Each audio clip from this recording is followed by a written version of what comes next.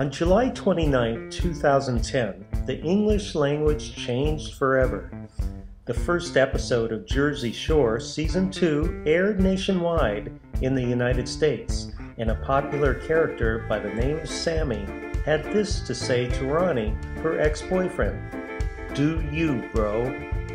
Until that point, the phrase "do you," translated to "be yourself," was almost unknown in the United States.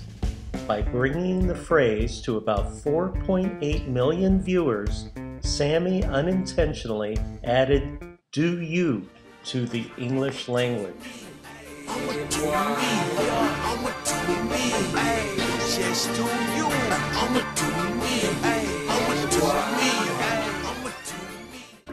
English is known as a living language for a very good reason. Like any living thing, English constantly changes and grows, taking ideas and concepts from its surroundings and making those ideas a part of itself. The most rapid change in any language happens when two cultures are brought close to one another and are forced to reconcile their differences and become more alike. Historically, such culture clashes have occurred because of military conquest, with a ruling nation bringing their language to conquered people.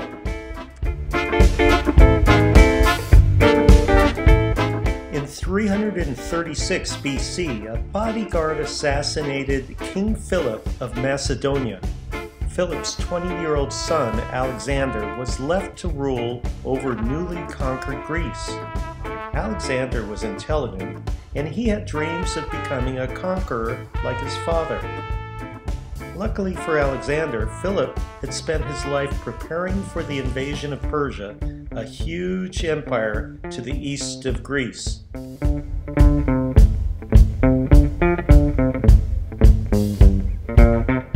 Over the next 11 years, Alexander conquered Persian lands and beyond with his father's enormous army.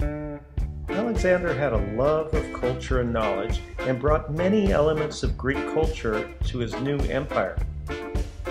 Through his conquest, he helped spread Greek mathematics, Greek philosophy, and of course, the Greek language. Over 300 years later, a different nation arose in the modern-day country of Italy, just across the Mediterranean from Greece.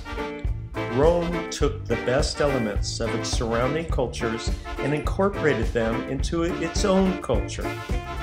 In addition to incorporating literature, math, and religion from Greece, Rome acquired its language and government from the Latins, its military precision and discipline from the nearby Sabines, and its art from the Etruscans.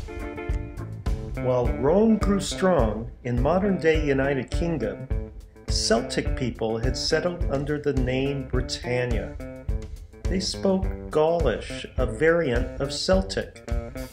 In 58 BC, the Roman Emperor Julius Caesar conquered Britannia, forcing a distinct influence on the Latin language in the area.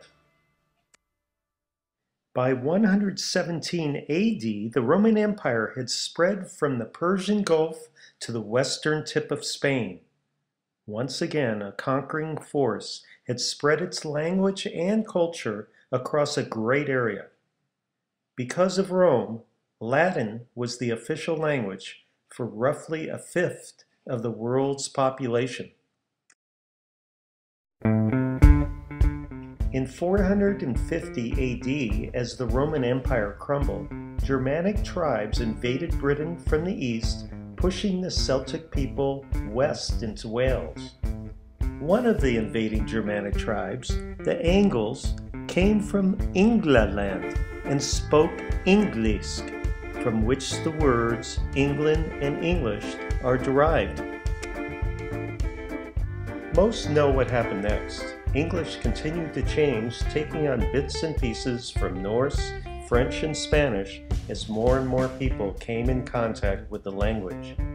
Under British colonialism and through Christian proselytizing, the English language spread across the globe.